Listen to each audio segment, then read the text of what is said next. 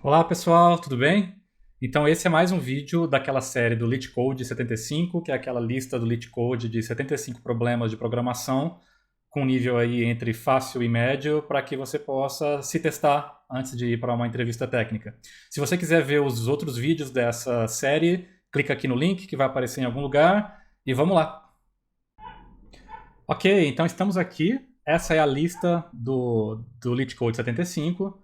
Nós já fizemos o primeiro, o terceiro e o quarto, e agora vamos fazer o quinto, que é o inverter as vogais de uma string. A gente pulou esse segundo aqui porque ele é mais difícil do que os outros que estão listados como fáceis aqui, então a gente vai fazer ele na sequência, tá? Então vamos lá, vamos dar uma olhada nesse inverter vogais de uma string. Então tá aí a descrição. Dada uma string, a gente tem que simplesmente inverter as vogais. Então, por exemplo, a gente tem ice cream aqui. Se a gente inverter as vogais, né? Então a gente teria a primeira vogal aqui é o I, depois é o E, depois um outro E e depois um A. Então se a gente inverter, né? A gente começa com o A, depois vem um E, depois um outro E e finalmente o I, que foi a primeira vogal que a gente encontrou aqui. É bom lembrar que as vogais podem estar tanto em maiúscula quanto em minúsculo, né? Então vamos pensar o seguinte: a gente vai ter que percorrer essa palavra, percorrer a string inteira, na verdade, não necessariamente uma palavra, né? E ir armazenando as vogais que a gente encontrar. Então, a gente vai pegando cada vogal, né? Então, o I a gente vai e joga para alguma estrutura de dados, um array, enfim. Depois a gente acha o E e joga ele para cá. A terceira vogal também é um E para cá. E finalmente o A vem para cá. E depois a gente vai ter que fazer o inverso, né? Então, à medida que a gente for reconstruindo essa string e a gente encontrar uma vogal, a gente tem que ir pegando de trás para frente, né? Então, pegar primeiro o A, depois o E, depois o E e depois o I. Vamos para uma solução, então, básica aqui, que é o seguinte. A primeira coisa é, eu preciso definir o que são vogais, né? Então, eu vou criar aqui uma string que tem todas as vogais, inclusive maiúscula e minúscula. E aí eu tenho que jogar as vogais que eu for encontrando na string em algum lugar. Eu vou criar aqui uma lista para ir jogando. Ok. Agora eu começo a percorrer os caracteres da string. Então, para cada caractere que tiver na string, eu tenho que olhar se ela é uma vogal ou não. Então, se o caractere está naquela minha string vogais, ou seja, se ele é uma vogal,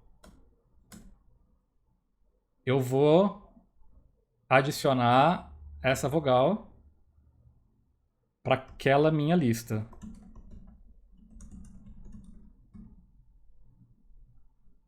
Então pronto, eu já populei essa minha lista com as vogais que a gente encontrou na string.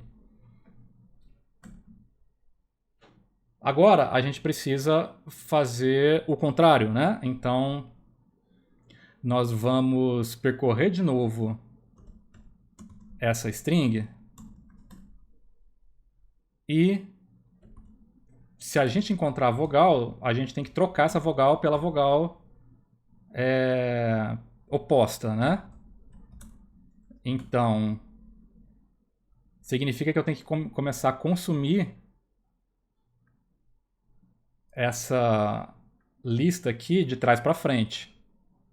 Né? Então vamos supor que no caso do ice cream, essa lista vai estar daquele jeito que a gente desenhou, né? Vai estar I, E, A. E quando eu for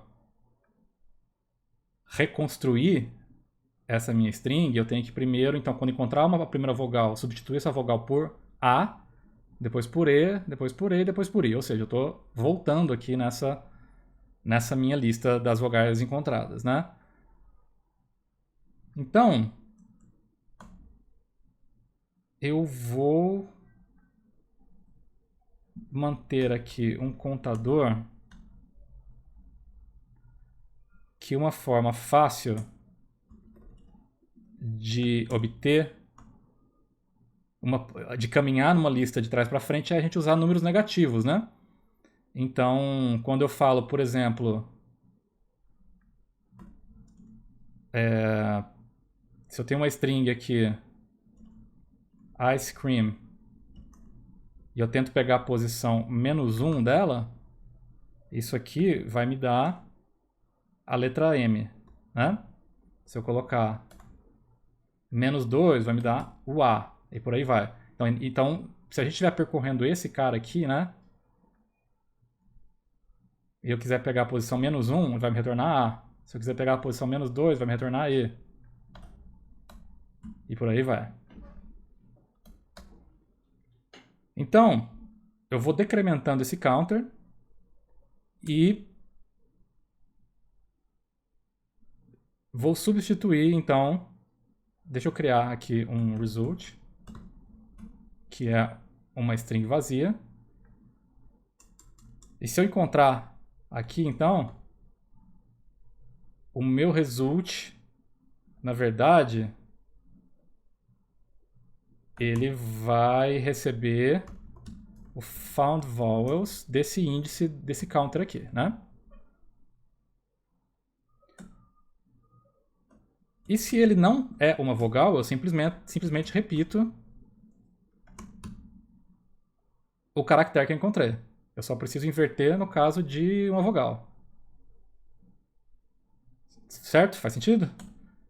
E aí depois disso, basta eu retornar result. Vamos ver se isso vai rodar. Ok, ele aceitou. Parece estar correto, né? Vamos dar um submit.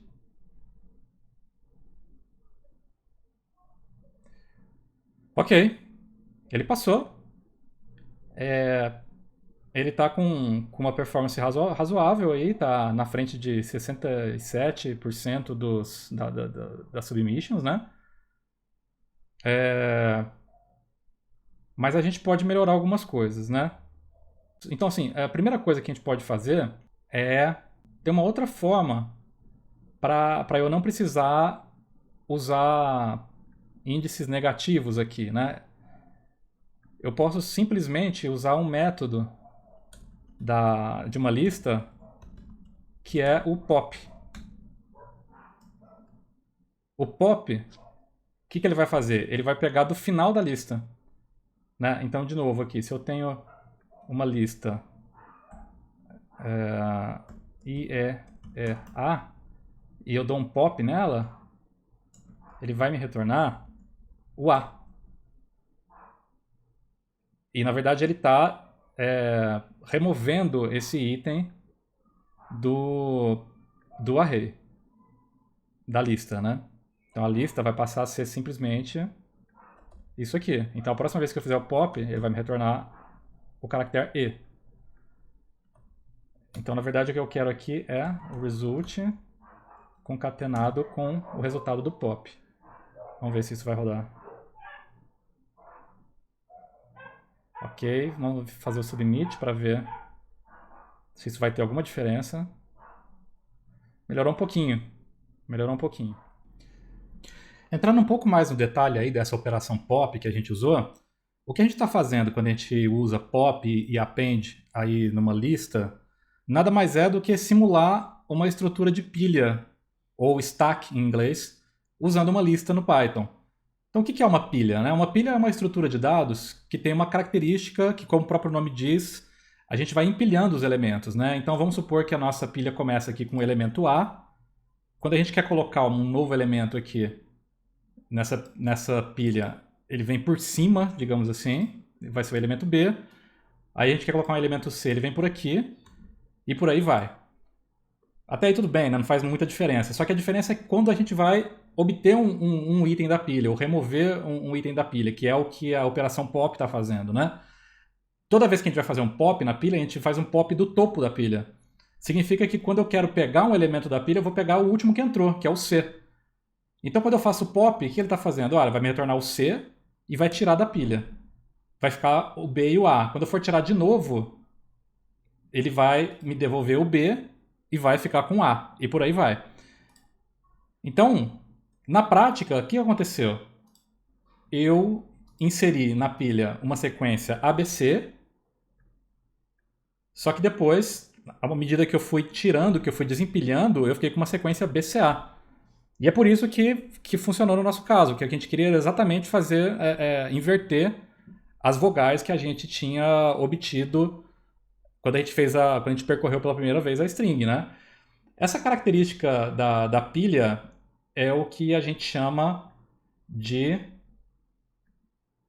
last in, first out, ou usando uma sigla LIFO, tá? Que significa o quê?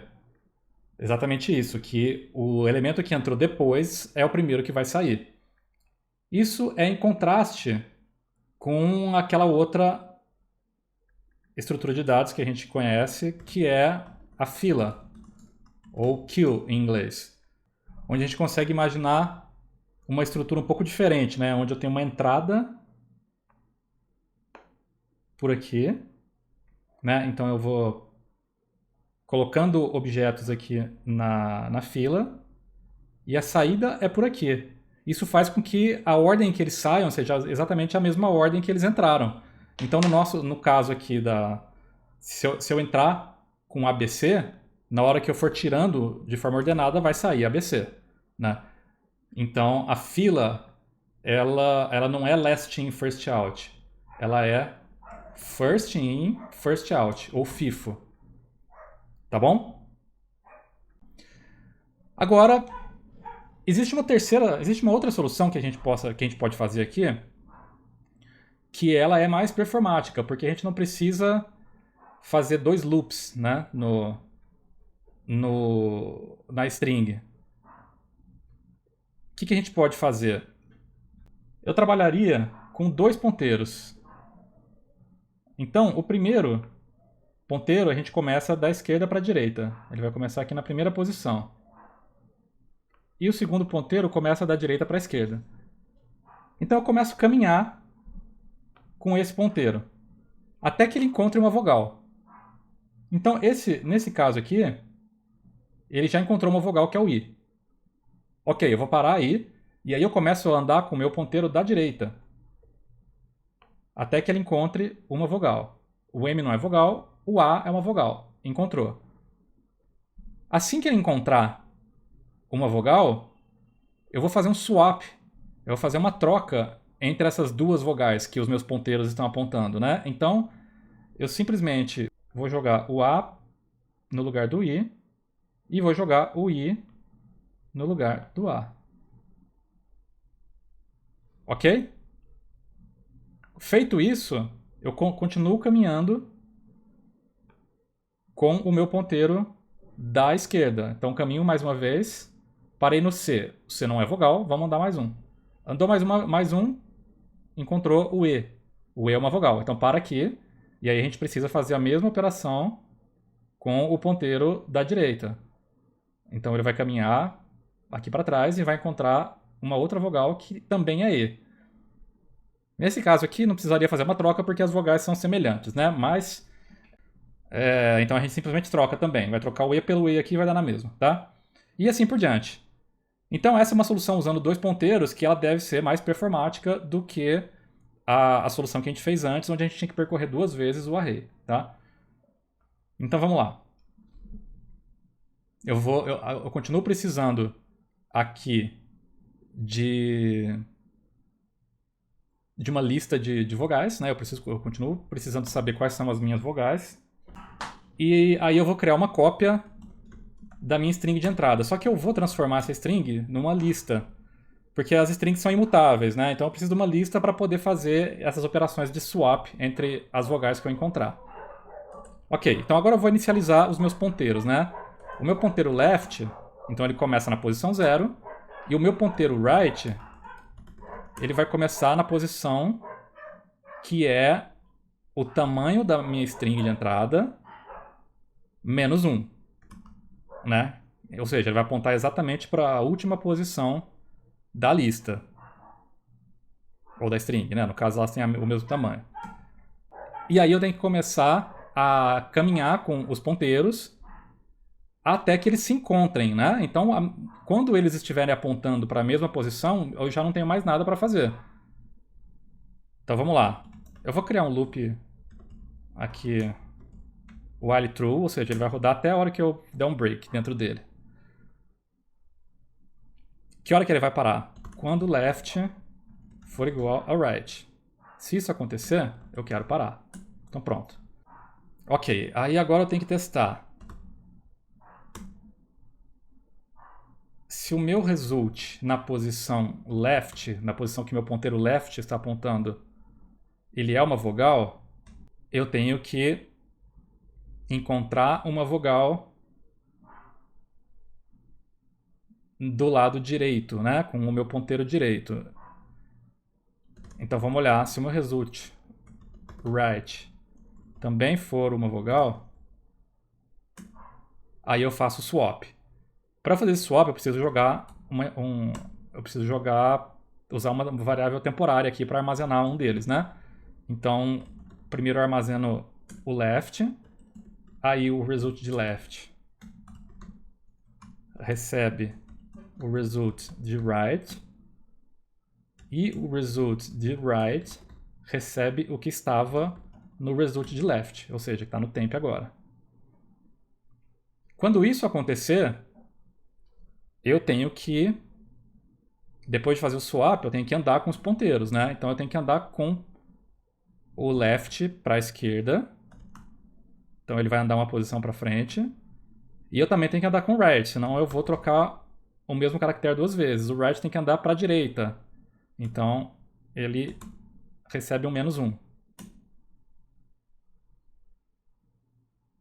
Ok, então a gente precisa agora de um else aqui, né? Se o result right não estiver em vogais, eu continuo andando com ele para a direita até encontrar uma. Então aí no caso o right só vai andar para a direita. E eu preciso de um else para esse if aqui também, né? Então se eu não tenho uma vogal no meu ponteiro esquerdo, eu tenho que continuar andando com o meu ponteiro esquerdo.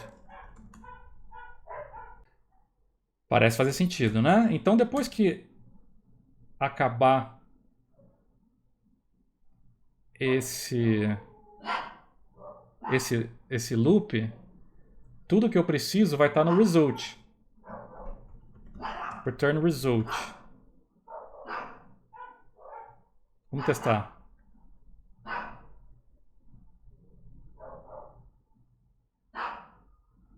Ah, tá. Eu estou retornando uma lista, né? Então, eu tenho que retornar um join usando uma string vazia. Vamos lá. Ok, passou. Vamos dar um submit. List index out of range. Tá, eu acho que o que aconteceu aqui... Deixa eu dar uma olhada no código. Porque eu posso ter uma situação em que os ponteiros... eles já estão lado a lado, como é o caso do exemplo aqui. Os ponteiros se cruzaram. Porque eu joguei esse aqui para a direita e esse aqui para a esquerda. Então...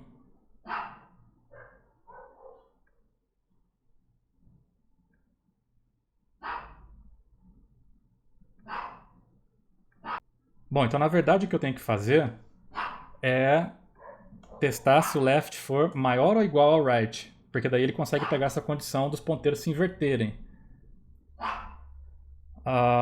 Estão rodando aqui. Passou. Vamos fazer o submit. Ótimo. Então agora funcionou e vocês vejam como melhorou a performance dele, né, em termos de runtime. Ele está aqui passando para trás mais de 96% das submissions, né? Então ele é uma solução mais performática exatamente porque ele não precisa fazer aqueles dois loops dentro da string, né? ele percorre, ele usa 2 ponteiros, mas que eles somados eles percorrem a string toda exatamente uma vez, até que eles se encontrem. Então é isso, pessoal. Espero que vocês tenham gostado. Se gostaram, deixa aí o like. Façam subscribe no canal, ativem o sininho, compartilhem e a gente se vê no próximo vídeo. Abraço!